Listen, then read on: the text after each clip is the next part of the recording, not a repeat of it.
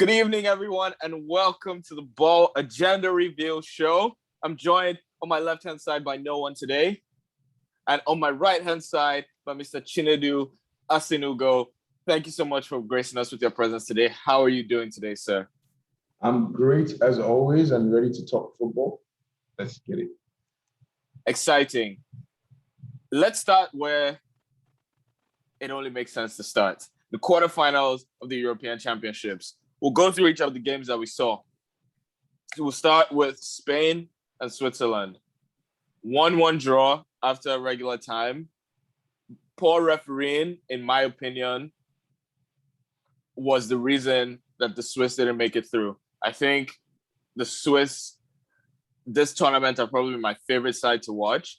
And I think they were going to get past Spain, if not for the early red card and having to play with 10 men for a majority of the game. And even with that, they hung in there, inspired performances from people like Shaqiri and more so Jan Sommer, who was playing out of his skin and taking it to penalties where they ultimately, because of fatigue or nerves, just let the occasion get to them and bottled it at the end of the day. But I want to hear what you thought about the game and what were your big takeaways in terms of Spain going forward into the semifinals and what we can expect from them, and if you learned anything else about the Spanish side. I didn't learn anything that I didn't know before in terms of, I think Spain, and I said this in the last podcast, I think Spain are a very wasteful side, and it showed against Switzerland. They had a ton of shots, a ton of chances created, but in front of goal, you just can't seem to put the ball in the back of the net. And credit to the Swiss side, they're very well organized and very compact. And it showed even when they were down to 10 men that, if they didn't go down to 10 men, they might have won that game. They might have snatched something. I think they went in with a proper game plan and they took their chances when they came along. I mean, obviously a bit of a mistake on Spain's part with Laporte hitting the ball to Pau Torres and just calamity at the back, but they made Spain pay. So I think Switzerland could have definitely gone through, but for me, as far as I'm concerned, on the balance of the day, Spain deserved things. It's just that they're such a wasteful side, and sometimes I can see they're just young and they're super inexperienced is the word to use. So it'd be very interesting to see them play a team that actually punishes them for those missed chances. Yeah, I think I totally agree with you there. My other question then is, what did you think about the red card? And what seemingly is the English referees' innate want for attention we've seen this throughout watching the season in the Premier League, but also just the level of English refereeing, I think we've talked about a lot in general and also on this show. But it seems like there's just this innate want for attention that all these refs have, from Mike Dean to Michael Oliver. And in a situation like this, where you see what you think might be a heavy challenge, I don't see why you don't give a yellow card and maybe let the VAR tell you, okay, that's a grave mistake. Come look at the screen and change your decision, or decide whether you want to stay with your decision. You give the red card and put the VAR in an uncomfortable position to say whether it has to be clear. Yeah, clear and exactly. And I still think it was a clear and obvious error, but I'm curious what your I think you hit the nail on the head, saying give the lesser option first, and then if it has to be overturned, it will be. But once you give that red card, it's not going to be overturned, because at the end of the day, it's a trailing leg, but it is in a dangerous position. Not a red card, but can be interpreted as not a clear and obvious error, and that's clearly what happened there. But I mean, I think we've seen that a lot in this competition as well. Is the refs kind of feed into the reaction of the players. So Gerard Moreno dives around, fans screaming, and the ref kind of feeds into that and immediately thinks it's 10 times more dangerous challenge than it really is.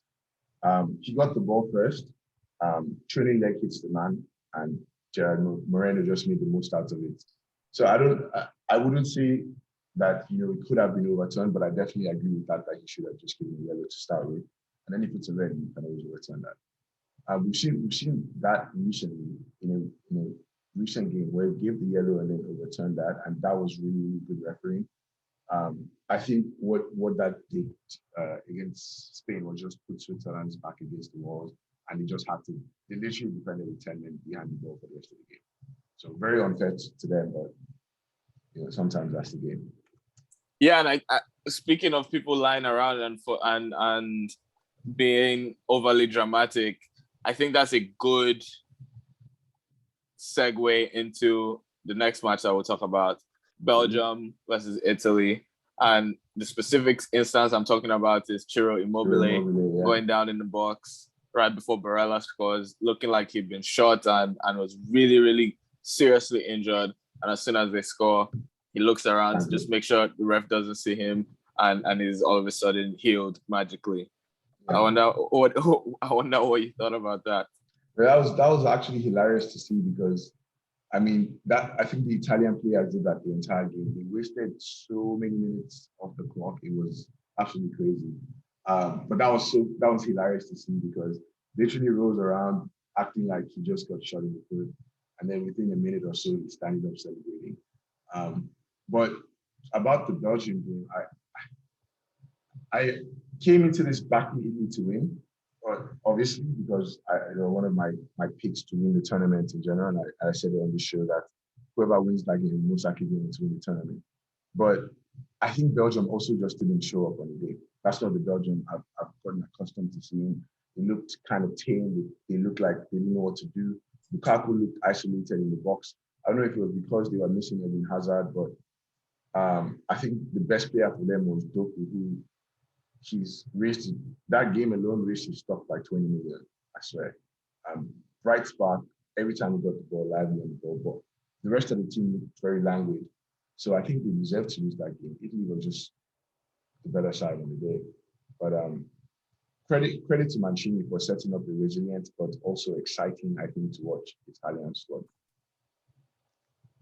Yeah, I think when we talk about these things that you mentioned, I think we need to give credit also to the Italian defense with things like Lukaku being isolated. I think Chiellini was fantastic, Bonucci was fantastic, and there's a balance that, and this is just another thing. I think Mancini has been criminally overlooked by the top clubs ever since City because he's still a really, really good coach, and it's really showing here because everyone is exclaiming and talking about how they have never seen Spain, Italy playing this type of attacking brand of football. But not only are they playing attacking football, they also still have that resilience at the back, and it still feels like they can grind out results. And that's what they did for the last 30 minutes of the game.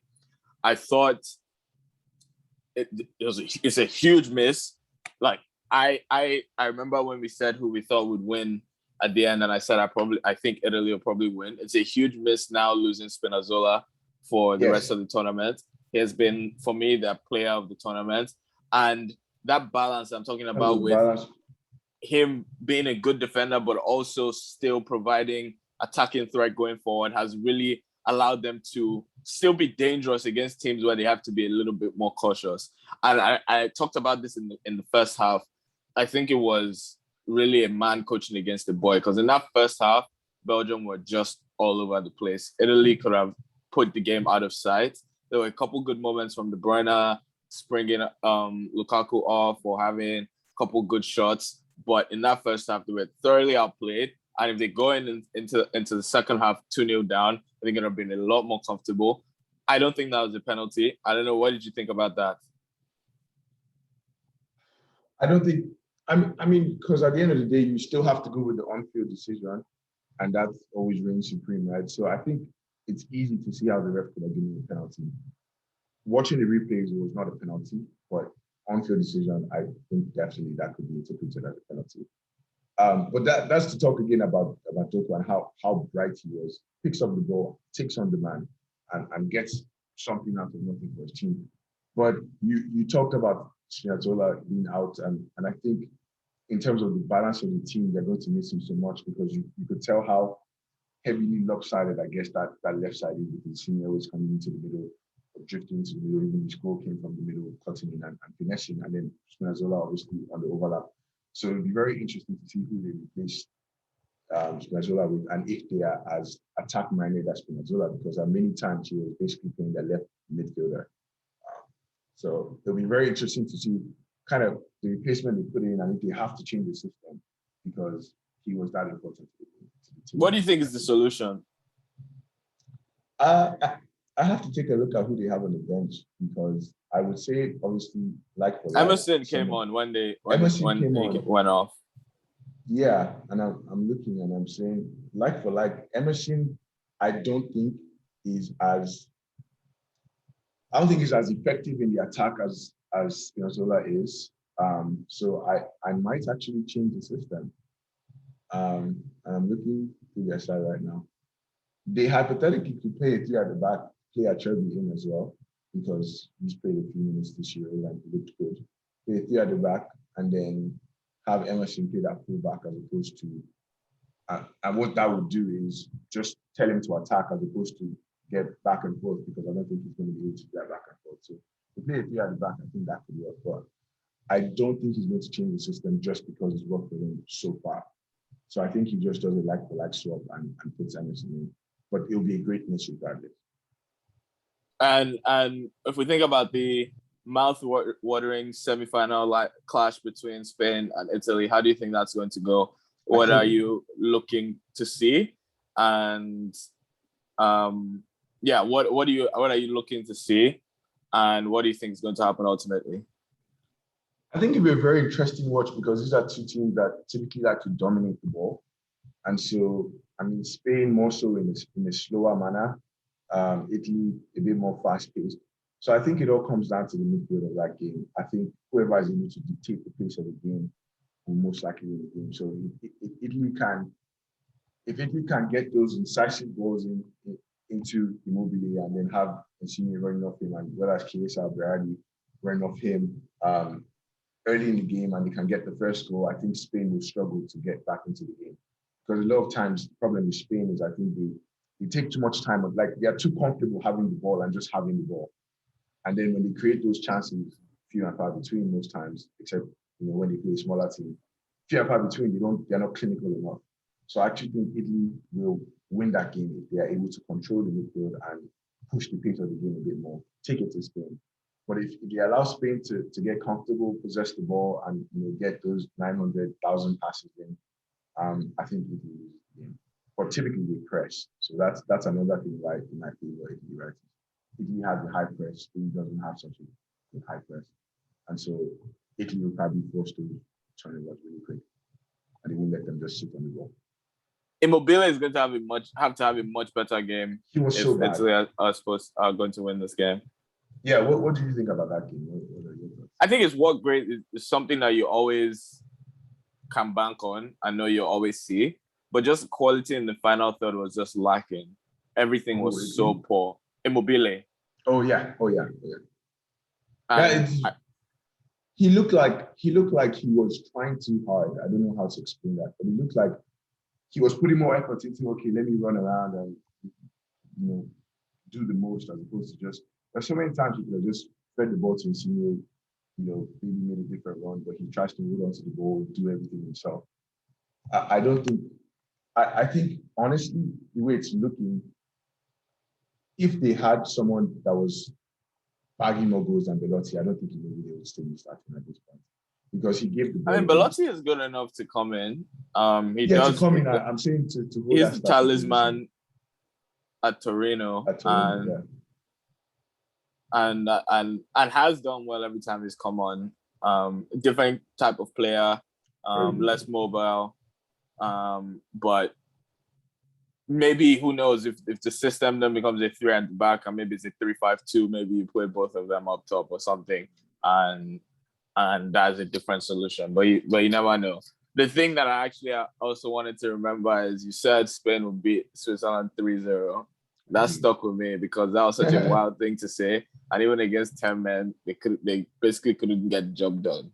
Because Spain is a joke of the team, and I hate quoting stats, but like they literally had like 28 shots, 10 of them untitled, sure. But somehow, first of all, was having the game of his life. And then secondly, Spain, like I said, they don't have that ball force to my feet in the box. I'm scoring. They don't have that as a striker.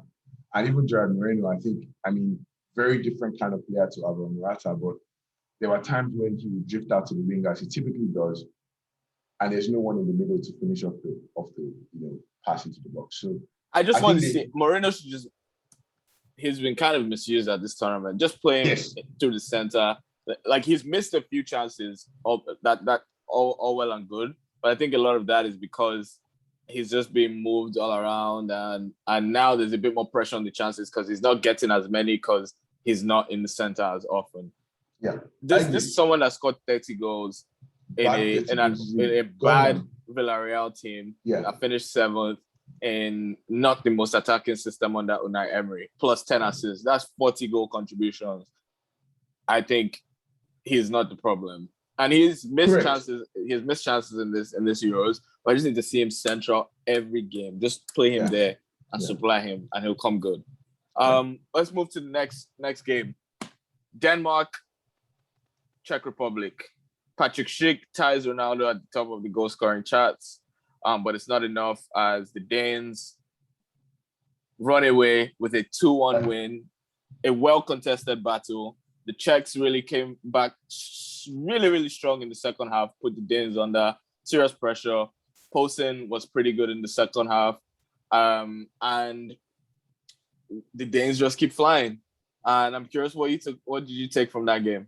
That's actually a game I couldn't watch. And I actually haven't seen the highlights of it, but I saw the second goal for the Danes, Dolberg, and you could just tell that they are riding on this wave right now that's almost surreal.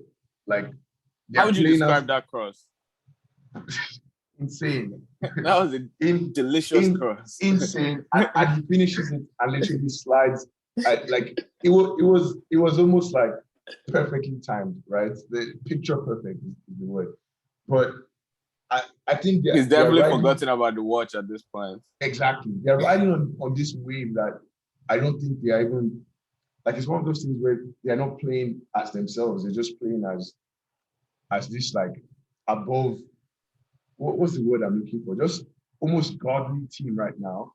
And they're riding on this wave, whether it's what happened with Eriksen or just, the backing of all their supporters now gathering behind them. And I think if your country goes out, you're probably behind the Danes. Yes, exactly. So they have, and even with the Eriksen thing happening as well, everybody puts their attention on the Danes and they're sympathizing with them. And so the next game, that's what I mean. Yeah. So I it's think a story. It's the story of the tournament. It's the story of the tournament, and they're going to ride this story. And at the back of their minds, I'm sure they're thinking, hey, who's going to play my role when this movie comes out? Because this is fantasy stuff. And I think I didn't watch the game, and I don't know, like, tactically how the Czech Republic set up, but I think the Danes is one of those, and someone said it in my group chat, favor is greater than labor, right? They're riding on that favor right now, and they'll probably beat anybody that comes their way within the next couple of weeks. So I hope so. Yeah, me too. That's my own agenda on this show. We don't do agendas here, remember? Oh, that's true. Sorry, it's just a sub-agenda. But yeah, I think the game against England, and we'll talk about it later, but the game against England set up for such a fantastic game. Atmosphere will be bouncing. And back to what I was saying, this is so unfair. Are they Wembley? They're playing at Wembley. And then they're saying it's coming home. They played the quarterfinal in Rome. That's unfair. But they played round of 16 in Wembley and all group games in Wembley. Come on. That's unfair. And now the semi-final in Wembley. And the final, if they make it. Is the final also in Wembley? Yes. The final will be in Wembley. I don't know about semis, but the final will be. No, the semis for sure. Yeah. that's certain. So come on. Like, yeah. But let's get into that game. So I think this will be a pretty short review. England against Ukraine.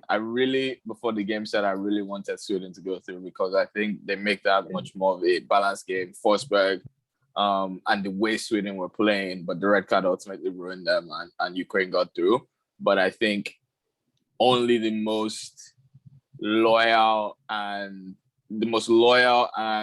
hopeful Ukrainian fans would have expected anything from that game. Right.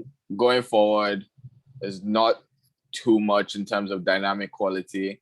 And at the back, they just look like they have never defended at this level before. Henderson scoring a free header with no one within 5 yards of him in the box from a corner. Kane from a cross, unmarked. The first goal is just a poor defensive line. And then I'm trying to remember who scored the second goal. Maguire just set piece, poor defending again. The thing for me is I didn't learn anything about England. They played a team that was just poor defensively and didn't really want to offer anything going forward. And I really don't think I'm in a much better position now to say how they might play in the semifinals because this was a training match. I've never been convinced about, and I've said this multiple times in this, I've never been convinced about England going forward, especially with the amount of attacking talent they have. They always look kind of solid defensively because at the end of the day, they don't concede that much. But going forward, I think they're yet to figure it out. And like you said, I learned nothing new about this. However, the one wild card I would say that might be working in their favor is that Harry Kane has gotten on the score sheet now multiple times. And when you have a player like Harry Kane playing, in form, you're more likely to get the results than not. So and that's the whole thing about him, breaking the duck in the last game before this one, and then goes into this game and bags 2 goals. So next game is expected he bags at least one again, right? And that's the only wild card I've seen in this. But England as a whole, like you said, they didn't do anything to overly impress. Another, like how many set pieces? They scored 2 set pieces that they have a lot. And I think that's kind of where they've always relied on is those crosses into the box or those set pieces in general. And so I think going up against Denmark, it's going to be the quality that's going to speak. The Danes will be very passionate and the Danes will press well. They will put a lot of pressure on England. But I think if England can pick up in terms of quality and Harry Kane can come through Mason Mount, I enjoyed watching Sancho, new United signing. I think it was exciting, but didn't really do much. Exactly. I think people watch with their United goggles on, but besides when he beat two players towards the end of the first half, he did not do anything in the match. But I think the quality of England will show in the next game. I hope for them, because I don't want it to, but I hope for them it will show in the next game, and it won't be a comfortable win, but it will be, a win regardless. So I think you're right. Kane was in the mood. You saw with the left-footed first-time volley that he was really, really. But and the thing that I just don't get is people saying, "How can you say you're start padding in the quarterfinals of the Euros?" What do you mean? But you are. It's a very weak team. Like it doesn't matter that it's the quarterfinals of the Euros. Ukraine, people said it's start padding. People you can't say it's start padding in quarterfinals of a major tournament. I mean, it was a very weak team. it was evident when Southgate in the 60th or 55th minute took off 3 players that I thought were very critical to their starting 11. Yes, left Kane on. Yes. So, just fill your boots up. Get some more. And then finally took him out in the 72nd minute because it's like, if you get injured, this would be the dumbest thing I've ever done. Yeah. Because he literally took off 3 of their proper starters and put on at some point Bellingham to play DM or something. So you could tell he was just like, this game is done, but I'll still need Harry Kane to start fighting. Yeah, exactly. You can definitely start fighting. And it's evident now that, I think Southgate has kind of figured out his starting 11 or at least his system of starting with the 4-2-3-1. I think the thing that he's still trying to figure out is which one of those wingers plays on the other side of Sterling. But I think it's working for them so far. Defensively really good. Declan Rice, here and there, but he's working in the system. But I think they will go with that 4-2-3-1 again. I don't know if Sancho starts again, and that'll be very interesting to see. What are you looking to from this semifinal? Against Denmark? Yep. I'm looking to see the Danes defeat the Brits on the English, because I think this Denmark team, very exciting young team, and how do I put this in a way that makes sense? I just think England, for all the noise around them, or like, the whole it's coming home, the whole Three Lions, the whole, we have all this firepower. I don't think they've done enough to merit winning the Euros. And that's just how I feel. So I expect from that game a very, very interesting open game that England will try to control but fail to control. And I think Denmark will at least get a goal. So whether that's 2-1 in England's favor or 2-1 in Denmark's favor, I think it's going to be a tight game.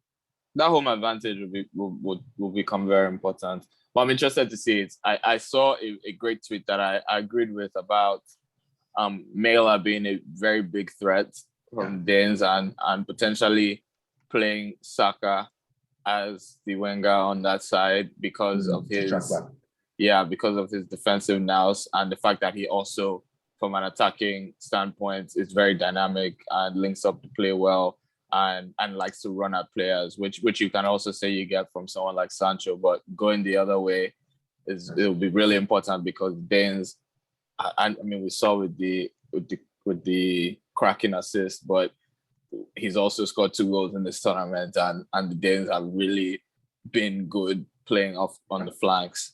And now that I think about it, Sake might go with that 3 at the back in the next game because he's done that before where the opposing team is going 3 at the back, so he switches to 3 at the back. And I think when he plays the 3 at the back, he plays a 3-4-3.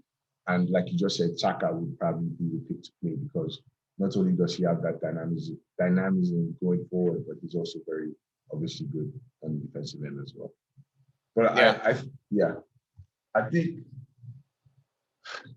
it's going to be very hard because for the Danes, I mean, if they play 3 at the back, if England plays 3 at the back, I think it'll be very hard for the Danes because at the end of the day, it now comes down to quality on the day, or quality of the players.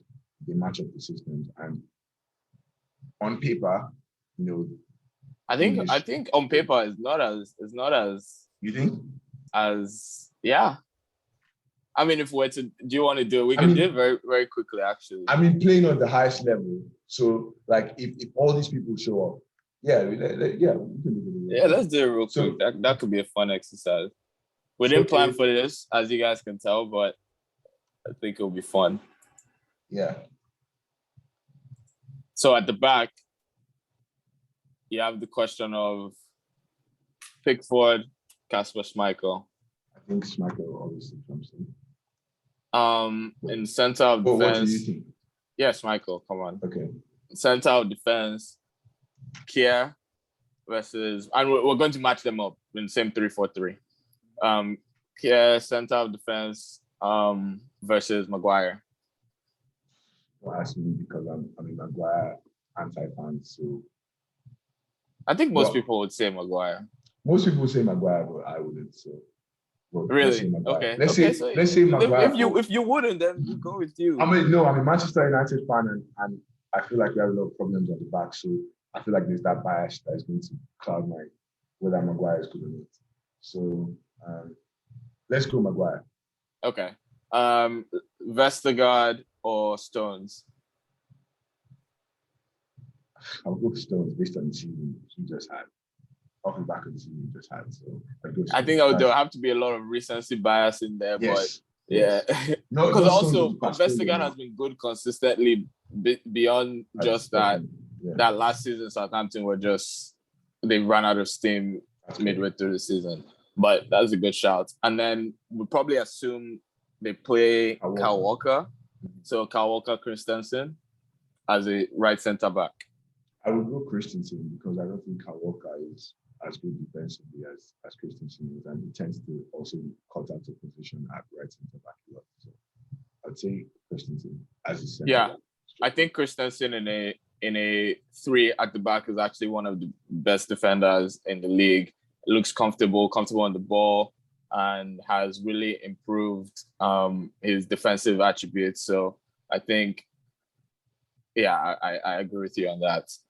If we step onto the left, Myla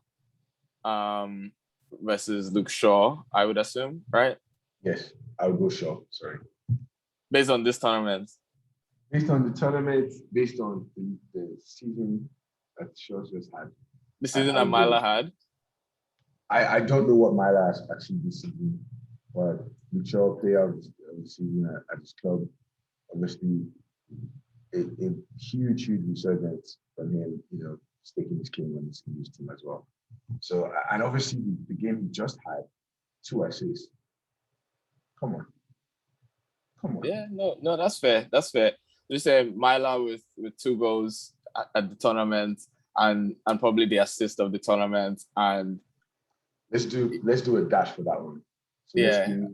I'm not saying who's better, but I'm just saying no. But it's debatable. Yeah. Luke Shaw's form, people would probably say it's based on the last 2 games. He's assisted against Germany and assisted against Ukraine. He's had solid games. But he's been I think Myla has been pretty consistent throughout the tournament. But yeah, I'll give you that. Let's put a dash there. So right now it's 3 to England and 2 to 6, but 3 to England, 2 to Right. Larson on the right versus who would we say? Is that a Trippier? It's Trippier would play. If they had the 3 at the back, it would be Trippier start. Yeah. So where do you go? Larson or Trippier? I would go Trippier. Okay. I think that's fair. Yeah. Larson's also a pretty good player. But I think and similar ages, but I think probably say Trippier. This is where it gets tough. In the middle of the park, huh? This is where it gets tough. Yeah, in the middle of the park, Højbjerg or Calvin Phillips. That's a tough one that you match both of those guys up. I would go Højbjerg because you gotta go Højbjerg. Attacking, he has shown his different side of his offensively in this tournament, and defensively we know all about Højbjerg. Delaney, who just scored in the last game against Declan Rice. I like how you preempted my. No, I'm just saying in case you I saw what's Delaney been doing? Yeah. No, and that's why I said I think it's funny you matched those 2 up, because if you had matched the other way. Okay, let's do the other way. If you do the other way, then it's for me it's skewed 1-1, because I think Højbjerg is obviously better than Declan Rice, but I would go Calvin Phillips over Delaney. Okay. Yeah. But now Delaney over Declan Rice. Okay. Because I see what you're doing. You're just matching them like. Exactly, like where actually, So that makes sense. So I would Delaney over Declan Rice. Yes. Yeah. So on the left. 4-4. 4-4. Is that possible? It's not mathematically, 4-4. That's not possible. Yeah. Is Kasper, Christensen, Højbjerg, Delaney. It's actually 4-4, yeah. 1, 2, 3. 4-3. 4-3 to Denmark. Yeah, because we kept one. Right side. We said Vestergaard and Kjær, and then we said Myla and Larson. So they won those. It's actually 4-4. Wow, look at me. Yeah. Well, it's 4-3 if we leave the Myla and Shaw one, and then it's 4-4 if you say Shaw. How? But we left it, so it's 4-3. Are we? Mathematically, that's not possible. Wait. Sorry to our viewers. No, there's 3 players left, the front 3. So so we've done 8 players. It's 4-3. Yeah. All right. So on the left-hand side, that's probably Sterling or Brathwaite. Sterling. You know that. We have to go with Sterling based off of this tournament. But Sterling, based off of the season, Sterling was poor all season. But Bremen wasn't doing to no, I'm just kidding. You have to go. You have to go Sterling there. On the right, who's on the right? Is it Foden? Is it Saka? Is it Sancho? I guess we go any one of them. Against Damsgaard. I still go whatever English player. Mikel Damsgaard. Quality-wise. Damsgaard has done a lot to impress. He's held his own. He's been fantastic. And he's 21. and he's young, and you can see the room for growth. However, I think quality-wise, playing at the highest level, I still go with whatever English player you play there, whether it's Sancho, whether it's obviously Rashford that didn't play, whether it's Grealish, whether it's Foden, I go with them. He's done something that none of those players have done. What's that? Scored. Woo! You know, Misha, we're talking quality. Yeah, no, I feel you. Quality. And I know it's hard. They both have the same number of goals up top. Dolberg versus Kane. I know the answer most people will go for is just Kane off the bat, which makes sense. But Dolberg has had a much better tournament than Harry Kane. Yes, I would agree with that. Consistent, like based on minutes played, like ratio of minutes played to goals scored. I think that Dolberg has been fantastic, and even like his link-up play with the rest of the team as well. I think Kane has had a few games where he's gone goals. Kane has been absent in every game, but this last game. I was going to say, I also think it's two things. Number one, the style that England are playing right now does not fully favor him. Like recently, yes, it has, because we play with like teams that are less defensively rigid. But if they play like an Italy, what happened to Lukaku? Lukaku wasn't getting touches on the ball. Yeah. Kane will not smell the ball against a team like Italy. But then I also think it's a thing of expectation, right? So going into the competition, everybody expected Harry Kane to start off and be the highest goal scorer regardless. And so I think he's been kind of falling victim to that expectation. And now he's gotten that weight of expectation off his chest by getting the first goal. So now I think we see the real Harry Kane in the next few games. Yeah, so that leaves us at 6-4. Yeah, that leaves us at 6-4 to England. So it's closer. Yeah, which is pretty even. So yeah, I think it'll be a really good game, and I'm actually excited for that one. Actually, both sides I think will be really good. So yeah, I'm excited for both. This is the fun part of the tournament. Yeah, where the tears really start to come out. Now let's switch gears a little bit to the managerial transfer window. That looks like it's coming to an end as teams are starting to get ready for preseason. We saw Nuno Espirito Santo announced as the new manager or the new head coach at Spurs. What did you think about that appointment? I think we briefly talked about it last time. I personally like Nuno. Yeah. I personally like Nuno, and I think he's someone that thrives on building a good system, as he did at Wolves. Obviously, with a lot of Portuguese players, and there are jokes about that's the Portuguese national side really. But I think what he does well is he builds a resilient team. They might not be the best, going forward. They might not play the most attractive football, but they will be resilient. And I think he will make good use of the players he has. I mean, he doesn't have quite the firepower that you can say Mourinho had in terms of Bale returning to Real Madrid. I'm not sure if they're actually going to keep what's this guy's name? Left back Reguilon. And there's obviously all this talk about Harry Kane trying to lead the squad. So nobody really knows how his team, like individually, who is going to be on the team. But I think he's going to set up a good system at Spurs and at least keep them up. But I don't expect him to be. Just say keep them up. Keep them up. I mean, keep them like not keep them up like no relegation. Keep them up like top 5. Top 5. Sorry, it's a mistake. That's top 7. It's one of those things that I don't see this as a long-term replacement. I think this was we need to fill this gap. The season is actually approaching. Nuno has done this in Prem, so let's get Nuno in. But I don't expect anything too exciting from Spurs going into the season. I think he brings the best out of our favorite right wing back. That came and aside with because they're playing him in a 4. Yeah, I mean that's fair, and there's obviously the expectation that Nuno reverts to playing a 5 technically, but it all depends on personnel. And there's also things that you said, like Alderweireld apparently said he's trying to leave, so it seems like the squad there's a very unsettled energy around the squad, and Nuno needs a striker. That was how he built Wolves, and when he lost the striker, we saw how difficult it was to find a solution. So Kane is leaving. Kane leaving would be really, really difficult in terms of his start and how he builds the team, because then a rebuild has to happen. Yeah, I was going to say I'm very surprised Son has not been linked to any clubs, but I think Someone that's a should culture. leave if he's I serious think about that's his a career, cultural man. thing. He's just He's a humble guy. Exactly. He's not going to push for a move as much as possible. But if I was him, I wouldn't be there still. He's such. I think obviously after Harry Kane, he's easily the best player on that team, and Or maybe he wants to be the main man. Like if Kane goes, see, like can he do it as the main man? But I don't think he can. I don't think it'll be really tough because that team is not good. Yeah, I don't think he can do it as a main man. And it's one of those things where, okay, Son goes out, bags you a hat-trick, and Aurier is on your defense, letting and you lose 4-3. Exactly. So there's only so much you can do, with the talent that Son has, and he's not that outright leader where you say, things are going wrong on the field and he's the one screaming at everybody.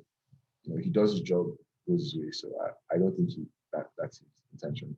Well, yeah, it'll be very interesting to see how Nuno sets up the team, but it's also, I think a lot has to play out before, we can kind of tell where it'll be. But my initial thoughts are that it will just be scraping that pay. Yeah, I'm seeing some poor takes about how he'll bring attacking football to Spurs. If people watch Wolves, they know that Nuno is, of all the managers in the Premier League, Nuno is the most defensive manager in the Premier League.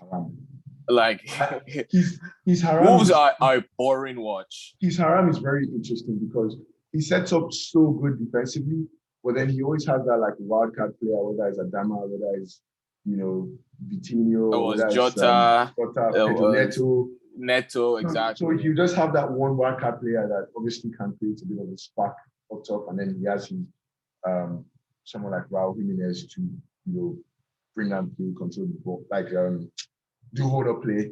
But yeah, sorry, I'm blanking out. But essentially, you always have that wildcard player. But apart from that, he's defensive. You can throw a blanket over Nuno's 5 usually. So. And there's nothing that you're really getting from the two in front of them in terms of attacking. Is Moutinho and Neves just kind of trying to control the play. He's a very, very defensive coach. And if that was the problem people had with Mourinho, then they are in for, unless he's trying to change his philosophy, they're in for a worse time because Nuno is way more defensive. And I would have said, it was a thing of being in Wolves, but I think over the time he had at Wolves, whether that's, I think he was there 6 years, was he? Yeah, it was there for a long time. But I know he built his team to what he wanted it to be. Like no one can say, oh, this guy would just have to make do what he wants, or he had. Yeah. He had enough time to build his team, and even after he built out his team, it was still that defensive team that was built on that system of defensive solidity, rigidity, whatever you want to call it. So I think he's going to try and do the same at Spurs. And there's no evidence to prove otherwise that he will all of a sudden become, a super attack-minded manager. But I think there's some promising signs there in terms of the younger people like Oliver Skip, Tanganga coming through. I think Jose did a great job nurturing people like Tanganga and making him a good fixture in the team and nurturing some of those younger players. And I think that'll continue to happen because that's something that Nuno does. Neto, I remember watching him, how raw he was in 2 seasons ago. And I honestly asked myself how he was getting playing time. He looked kind of like Saka in his first season when he was just running all over the place, losing the ball and just trying to do things that don't necessarily really make sense in terms of conserving the ball for your team and keeping possession. And second season is basically a talisman and carrying the team. And he's still a very, very young player. People like Jota. Adama, you can look at Adama's development as well. What he did for Adama Traore, what he did for Jota. People don't know Jota was 23 when he moved to Liverpool, and he basically nurtured Jota into the player he is today. I think that's something that would be promising for Spurs fans. And I think he typically, one thing also that Spurs might reap from is his recruitment. I think, and I don't know, obviously, what's going on the back in terms of Wolves recruitment, but I think he definitely has a huge say as to who they bring in. And I think his recruitment, for the most part, has been very good. He's been very good at scouting those young talents and then bringing them in and being able to develop them. So I think that's something that Spurs will benefit from, is maybe not going out to spend a stupid amount of money, to fill their squad up, but have a crop of young young players that obviously are rapid. And there was also the school of thought that the reason why the Gattuso thing fell through was because they didn't want to bring in Jorge Mendes, who was his agent, and have him basically become director of football with recruitment and bringing in all his players. But with Nuno, Jorge Mendes has a longer relationship with Nuno, and exactly, and you just mentioned recruitment. I wonder what the dynamic there will be with Paratici and Mendes and Daniel Levy and Nuno, and how that will ultimately affect how Spurs rebuild this season. Yeah, and I like that you used that word. I think for them, there has to be rebuild and an assessment of what kind of club do they want to be. Do they want to be that middle, 6th to 7th or 5th to 7th spot, or do they actually want to be competing for the title? Because I think we've all kind of always put them in that bracket of they're always competing, but really Spurs in the past few years have underachieved. If you ask, underachieved but overachieved. Really, I don't know how to make sense of that, but they've underachieved for the amount of credit we give them. They've overachieved for the quality of players I think they've had recently, if that makes sense. So I think it's very interesting to see them rebuild and see how, now is when you talk about ambition, and the same with Arsenal. You can look at Arsenal and say the same thing. You talk about ambition, and I think this season going in is when the teams have to say, this is ambition. This is not going to become a farmers league where City and Liverpool running with it all the time. And we want to actually compete at the highest level and fight for the trophy. It's not enough to just be 5th to 7th. I agree. Moving on to the next managerial appointment, Everton brought in Big Rafa. Titles across La Liga, Champions League, and just one of the most successful managers of our generation, and one of the best managers of our generation, coming back to this time the blue side of Merseyside. Curious what you think about the appointment and what that means going from the work that Carlo Ancelotti did and what we can expect from Everton this season. First of all, I want to I can't imagine how those Merseyside derbies would be with Rafa coaching now. Obviously, the fans are very passionate, and I can't imagine how much animosity there'll be, during those games. But I think Rafa is a fantastic... Especially he called Everton a small team club. A long time ago. So and fans don't forget. Those Merseyside fans, they don't forget. But I think it's huge for them. But it also shows, I want to say, obviously you can look at Ancelotti and what he did for the team, but it also shows the impact, I guess, having Ancelotti as their coach for just even 1.5 years or 1 year did. Because now Everton is all of a sudden looked at as a good enough club for Rafa Benitez to be coaching, if that makes any sense. And I think prior to Ancelotti, that would not have been the case.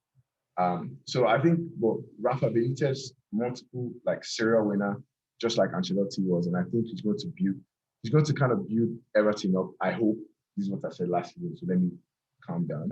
But I hope he's going to build Everton up to actually be like a top 6 competing for Champions League spots kind of team, because they have a lot of talent in that team, a lot of people that have a lot to prove with James Rodriguez and all these people like Andrew Gomez that have always been right here, but need to take it to the next level. So I think he's a great addition, and I think he might not be competing for the Premier League title, but I think cup runs and competing for Champions League places is where they're going to be. Yeah, I think they just need to spend more to make the squad a bit more robust. We saw what injuries did to them last season. I think their first 11 on paper is really good. They could take teams like Man United at Old Trafford down to the wire. They beat Arsenal. They beat Chelsea. They were very, very good. They beat Liverpool at Anfield. They were very, very good in those one-off games against the bigger sides. But over the course of the season, it really told against the smaller sides and in those games that you need to win to do well in the season, but aren't as big on paper because the squad just wasn't deep enough. And James would go out for a bit. You have Calvert-Lewin out. You have Charles was out for a bit. Yeah. And once you lose any one of those players, then there's not really a good enough replacement. So I think that's the thing they might need to focus on this transfer window, and hopefully he has enough time in the transfer window to get a bit more into the team to really push for those those sides for those goals that you just mentioned. Yeah, you're right. 100%. I think and the last scored oh go. No, I was just agreeing. I just said yeah. The last appointment we'll get into is Patrick Vieira, midfield general, joining Crystal Palace. How do you feel about that appointment? I think that's a very interesting one because I think in the last one we spoke about Scott Parker, did we not? Yeah, and now he's at Bournemouth. Yeah, he's at Bournemouth, and that was another interesting one. But I think Crystal Palace, we always knew that whoever was going to replace Hudson had to be good enough, and I think we'll see, because first of all, I'm happy that a black man is in the role, because we spoke about this before, about the lack of diversity within Nigeria roles, especially in the Premier League and obviously European leagues in general. But I'm yet to see how Crystal Palace transitions from their last season, because they've always been set up very nice. They've always been able to at least compete. At least defensively is what I mean. I don't know how they can go to the next level, is what I'm trying to say. And so it'll be very interesting to see what additions they make if they keep Zaha, because Zaha is always in the transfer markets apparently. So if they keep Zaha, it'll be very interesting to see how they go forward and actually build on their defensive solidity. Because they do have some fairly good players in the back, like Mitchell, who's I think young and young and coming up. Yes. So I think defensively they've always been solid, and they've always had managers to set them up that way. But now with someone like Vieira, I think it's very interesting to see. Yeah, and I think he can get he can be one of the people to get the best out of people like Eze on his back and Zaha, because what he was praised for during his time in the MLS was attractive style of football. And while it didn't necessarily lead to silverware in the MLS or in France, he also finished 7th and 5th with Nice, and did pretty well in Ligue 1 as well. So I think it's a good appointment in terms of when you think about what can Crystal Palace do to get to the next level. It's a young enough manager that it's a bit of a risk, and there might be some X factor there where there's a bit of an unknown that might be what helps them get to the next level. But you're right. When I think about what does Crystal Palace do to get to the next level, it's tough because they typically are always in that middle of the table range. Rod Hudson had set them up so well that they were always going to be in the Premier League, not really fighting for relegation, but then not really with too much by way of upward prospects. So it'll be interesting to see what the mandate is for Patrick Vieira. I'm curious, what do you think the board is probably tasking him with to achieve this season? I think their aim would be for an upper, a mid-table finish. I think it depends on, you can look at it and say it depends on how much they're willing to spend. Number one, it also depends on if they're able to, as every transfer rolls around, keep Wilfred Zaha, who is obviously their best talent in the squad. And so if they're able to keep Zaha, I think they can then, have Zaha on Eberechi Eze. But I think one thing that they've lacked, she's been taking his peak periods, is that one striker, literally like a gunman. And so if they're able to, if they say, we're willing to invest and go out, spend 30 million on a proper striker, I think then they have mid-table aspirations. If they're just, we're not really looking to invest in the team right now, we're just calm, then I think they can aim for 16, 17. But just to stay up, I think that's the first thing, is to stay up and then go from there. Towards the end of last season, Benteke really hits some serious form that I think got him called up to the Belgian national side. So yes, I think I have to look at their roster right now, because I don't know who. Okay, Benteke doesn't play. Isn't it Ayew that plays? No, Benteke hit some serious form towards the end of the season and started playing. Yeah, Batshuayi is on the Ayew, but Benteke starting as the number 9. Yeah, I remember he was popular. But their last roster actually, and I don't think it's how they will set up, but they were playing a 4-3. Townsend, Benteke, Zaha, Schlupp, McCarthy, Kouyaté. That's not good enough. Yeah, and I mean, I think Townsend was also released when they released a bunch of players over the summer. That's just not good. Which was surprising. But I think when Eze is back, obviously, he slips in there. Eze's injury was rather serious. So yeah. It'll be interesting if he actually bounces back from that. But I think they have to go out and spend. Because the Premier League now is looking like you need to, like you said earlier, like you need to spend to actually get results and get goals. So I think Crystal Palace has to realize that if they want Vieira to succeed, they need to spend. And our last stop, transfer window, is just a really big deal that was pushed through. Here we go. Jadon Sancho to Manchester United. As a Manchester United fan and someone who has been waiting on this for 2 years, just what are you most excited for, and what are you looking forward to with this new signing? I just want to thank God. I want to thank my family. I want to thank Jesus, Jehovah. I don't know, bro. Was that a need? When we got that, it's okay. I've heard this before. No, I'm just concerned that's still like the priorities of your strategy in the transfer window, because that was definitely not where you needed to strengthen. And you say what we need to strengthen at the back. And you need to strengthen. You need a striker for when Cavani leaves, which will be soon. Okay. Seriously, Cavani is probably giving you one more season. Yes, and that's when we get there. That's what you plan for those things. You have been planning for this for 2 years. Correct. When it's not important. Works. Well, carry on. In the center of midfield, you're still playing McTominay and Fred pivot. You probably want to strengthen there.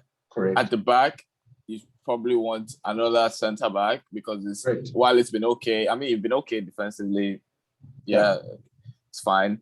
And maybe if I'm to just like really, really pick, maybe your right back, you might want to also improve a little bit, or just have some more strength, depth. You've not said anything absurd, but let me tell you 2 things.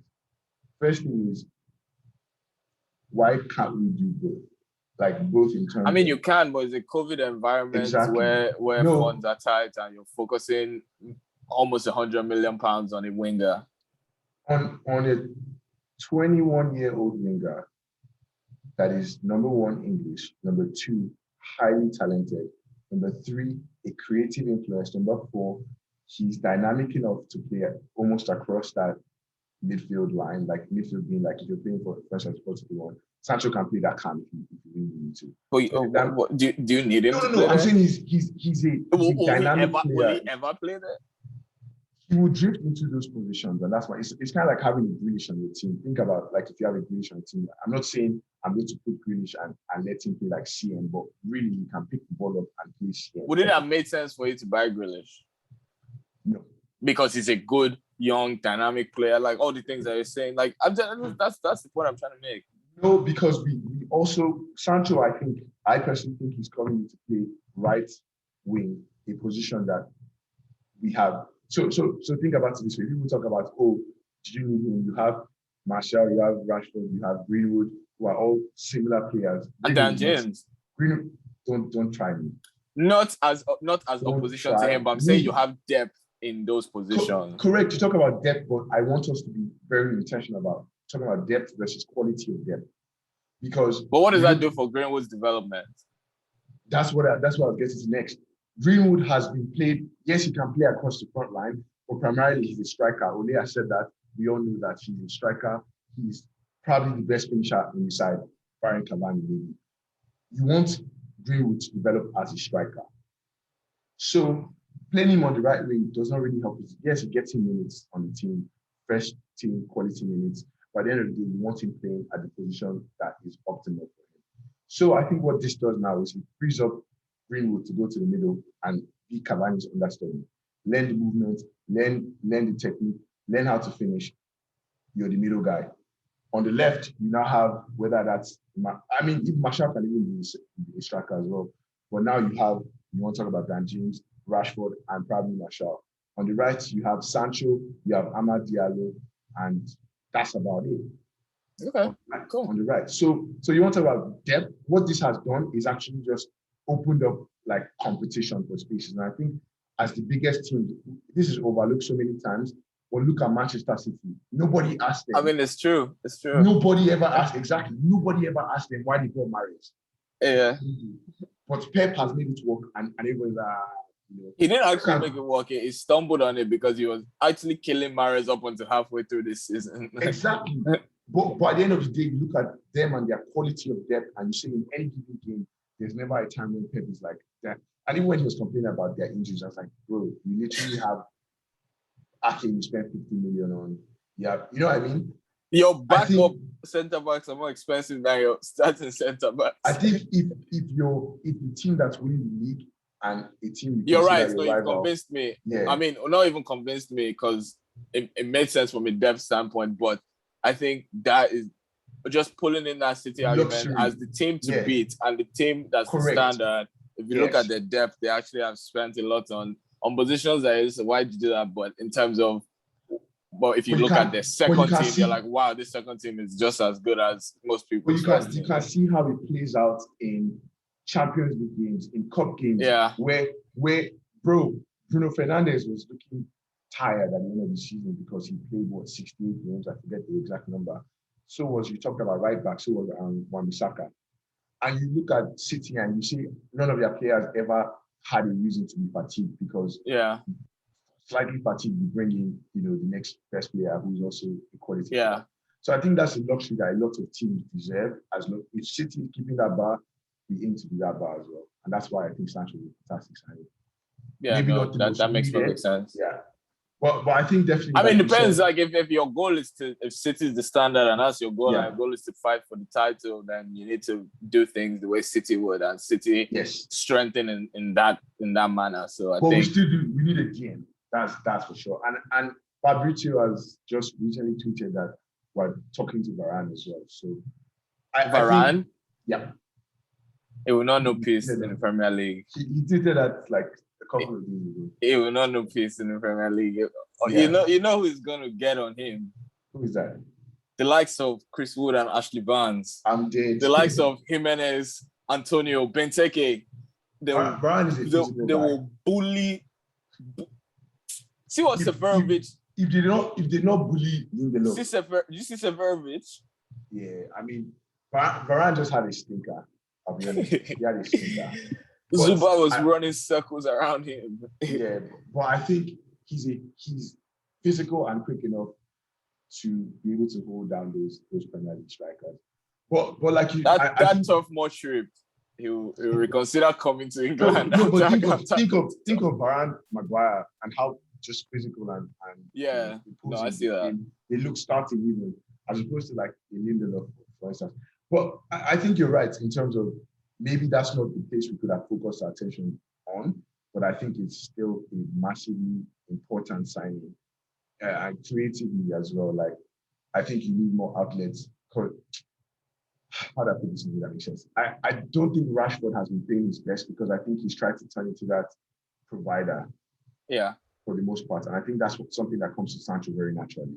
So now you have 2 creative outlets or 3 creative outlets in Pogba, Sancho, then you can have the likes of Rashford and Cavani trying to finish. Now you're certainly going to play Pogba in a 2, which most pundits tend to tout as when he's at his weakest.